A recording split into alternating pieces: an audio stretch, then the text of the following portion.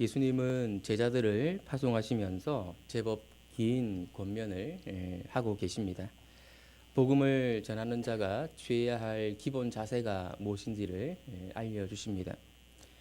복음을 듣는 사람들이 제자들과 그들이 전하는 복음을 받아들일 수도 있지만 거절할 수도 있다는 그런 사실을 말씀해 주십니다. 지난 이틀 동안 우리는 제자들이 복음을 전하지만 거절당하는 상황 가운데에서 어떤 태도를 취해야 될 것인가 하는 것을 함께 묵상했었습니다. 오늘 우리가 묵상할 본문은 두 가지 주제로 구성이 되어 있는데요. 복음을 듣는 사람들이 복음을 거절하는 이유가 무엇인가 하는 것과 복음을 영접하는 경우에 어떤 태도를 취할 것인가 하는 것입니다. 순서는 그렇지만 우리는 오늘 본문의 순서를 조금 바꾸어서 복음을 받아들이는 경우와 관련된 교훈을 먼저 살펴보고 그리고 사람들이 복음을 왜 거절하는지 거부하는지 그 부분들을 함께 묵상해 보려고 합니다. 예수님은 제자들과 그들이 전하는 복음을 받아들이는 사람들이 있을 것이며 그들에게 상이 있다고 말씀하십니다. 40절에서 너희를 영접하는 자라고 할 때 너희를 영접한다라는 말은 제자들을 집안으로 받아들이는 그것만을 의미하지는 않습니다. 그들이 전하는 메시지도 받아들이는 것을 의미합니다. 근데 제자들이 전하는 메시지는 예수님에 관한 그런 내용이기 때문에 결국 그 메시지를 받아들인다고 하는 것은 예수님을 받아들인다고 하는 것도 포함하는 것이라고 말할 수 있습니다. 여기서 예수님은 매우 놀라운 원리 하나를 제시하시는데요. 너희를 영접하는 자는 나를 영접하는 것이요 나를 영접하는 자는 나를 보내신 이를 영접하는 것이니라. 제자를 영접하는 것은 예수님을 영접하는 것과 같은 것이고 또 예수님을 영접하는 것은 결과적으로 하나님을 영접하는 것과 같은 것이다. 이런 원리를 말씀하십니다. 다시 말해서 복음을 전하는 상황에서 제자들은 예수님과 동일시 된다라는 것입니다.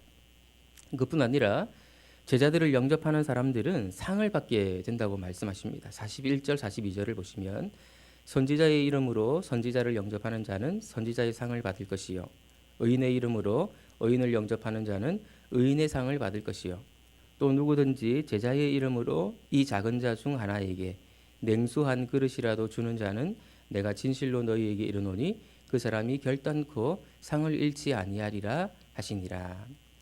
선지자의 상이 무엇이고 의인의 상이 무엇인지 그것은 그렇게 중요하지 않습니다. 중요한 것은 제자들을 영접하는 자들에게 상이 있다라는 것입니다. 고대 근동 지역에서 손님에게 냉수 한 그릇 대접하는 것은 당연히 해야 될 예절이었습니다. 명예를 중시하는 그들의 문화에서 손님에게 냉수 한 그릇 대접하는 것은 보상받을 만한 그런 일이 절대 아니었습니다. 그런데 복음을 전하는 사람에게는 그 정도만 환대를 해도 주님이 상을 주시겠다 이렇게 말씀하시는 것이지요. 지금 예수님이 말씀하시고자 하는 것이 무엇입니까? 복음을 전하는 제자들 또는 제자들의 뒤를 이어서 복음을 전하게 될 사람들을 위로하고 격려하시는 것입니다. 복음을 전할 때 너희는 나를 대신한다는 사실을 알아라. 너희를 영접하는 사람에게 내가 상을 줄 것이다. 아주 작은 대접을 한다 할지라도 내가 상을 줄 것이다. 너희가 얼마나 귀한 일을 하고 있는지 알고 힘을 내라. 주님은 그렇게 위로하고 격려하시는 것입니다. 이것은 우리 시대에도 동일합니다. 복음을 전할 때 누군가에게 복음을 설명을 할 때 우리는 마치 예수님과 같은 위치에 있다라는 사실을 기억하고 당당하게 그리고 담대하게 복음을 전해야 할 것입니다. 예수님의 파송 강화를 보면 제자들을 영접하는 경우에 주시는 교훈보다 제자들이 거절당하는 상황에서 주시는 교훈이 훨씬 더 긴 것을 보게 됩니다. 이것은 그들이 전하는 메시지 그리고 그들 자신이 거절당할 가능성이 훨씬 더 많다는 사실을 암시해 줍니다. 그렇다면 제자들이 복음을 전하는데 사람들이 그 복음을 잘 받아들이려고 하지 않는 거절하는 그 이유가 무엇일까요? 34절 말씀을 우리 같이 한번 보겠습니다. 내가 세상에 화평을 주러 온 줄로 생각하지 말라. 화평이 아니요. 이 구절은 우리를 참으로 당황스럽게 만듭니다. 이 구절을 잘못 이해하게 되면 교회가 내부적으로 어떤 다툼이 있을 때 그것을 정당화하는 구절로 이용할 수 있습니다. 예수님도 금을 주러 오셨다고 말씀하시지 않았냐고 하면서 말이죠. 예수님이 전하신 복음은 화평의 복음일까요? 아닐까요? 예수님이 전하신 복음은 화평을 주는 그런 복음일까요? 아닐까요? 우리는 이 질문에 yes and no라고 답할 수 있습니다. 경우에 따라 yes일 수도 있고 또 no일 수도 있다는 말입니다. 아마도 예수님의 제자들은 예수님이 화평을 주시려고 이 세상에 오셨다 그렇게 생각했을 것입니다. 왜냐하면 구약 성경에 그렇게 이해할 만한 구절들이 많이 있기 때문에 그렇습니다. 이사야 11장 6절에서 9절을 보면 메시아의 시대에 이리가 어린 양과 함께 뛰어놀고 사자가 소처럼 풀을 뜯어먹으며 젖먹는 아이가 독사의 구멍에 손을 넣고 장난치는 그런 평화의 시대를 노래하고 있습니다. 그리고 스가랴 9장 9절에서 10절 이런 내용들을 보아도 이방 사람에게 메시아의 시대에 임할 평화, 화평이 소개되고 있습니다. 신약의 저자들 역시도 예수님의 오심을 화평과 관련해서 이해한 것으로 생각되는 그런 구절들이 있는데요. 우리가 잘 알고 있는 누가복음 2장 14절을 보면 지극히 높은 곳에서는 하나님께 영광이요 땅에서는 기뻐하심을 하나님이 기뻐하신 사람들 중에 평화로다 하니라 이런 말씀이 있습니다. 예수님이 오셨을 때 사람들은 평화가 올 것이라고 화평한 시대가 올 것이라고 기대를 했을 것입니다. 무엇보다도 예수님이 팔복에서 화평하게 하는 자는 복이 있다라고 말씀하시면서 화평을 강조하셨거든요. 그러면 예수님은 화평의 복음을 전하러 오셨다 그렇게 봐야 되지 않겠습니까?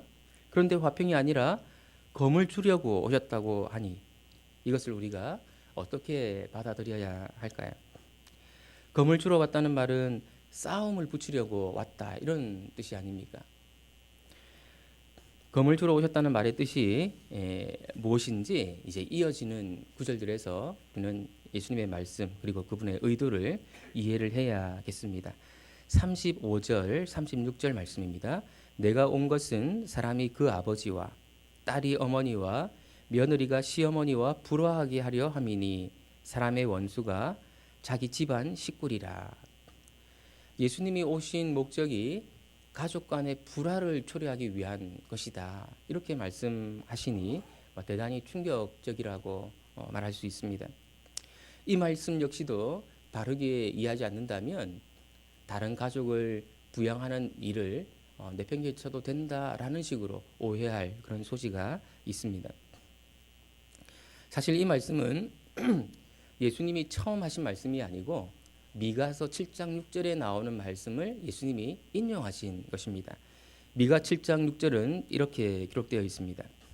아들이 아버지를 멸시하며 딸이 어머니를 대적하며 며느리가 시어머니를 대적하리니 사람의 원수가 곧 자기의 집안 사람이리로다.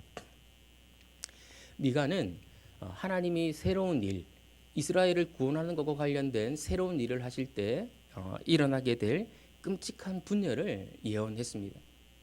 하나님이 새로운 일을 하실 때 그 새로운 일을 받아들이는 사람과 받아들이지 않는 사람들 간에 분열이 있을 것을 예언한 것이죠. 예수님이 미가의 본문을 인용하신 이유가 무엇이겠습니까? 이런 분열이 일어날 것이다 라는 사실을 인용하신 그 이유는 지금 그런 일이 일어나더라도 놀라지 말라는 것입니다. 하나님이 이스라엘을 구원하시는 결정적인 행동을 하실 때에는 큰 분열이 일어날 것이라는 것을 이미 성경이 경고하고 있다는 것이죠. 제자들이 전하는 복음을 사람들이 거절하고 박해하고 잡아서 재판에 넘기는 바로 이러한 분열이 그 재판에 넘기는 이런 일들은 이러한 분열이 미가 선지자가 예언했던 이러한 분열이 일어나고 있는 증거라는 것입니다. 다른 말로 하면 하나님이 예고하신 결정적인 구원의 때가 이미 왔다라는 사실을 말하고 있는 것이죠. 하나님이 예수님을 통해서 결정적인 구원 행동을 하시는데 이런 끔찍한 분열이 발생하는 이유가 무엇일까요?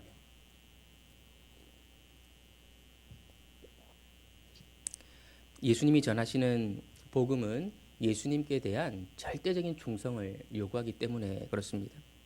구약과 유대교 전통에서 가장 존중되었던 부모와 자녀 사이의 사랑보다도 예수님께 대한 충성이 더 우선시 되는 이것이 복음이 요구하는 것이거든요.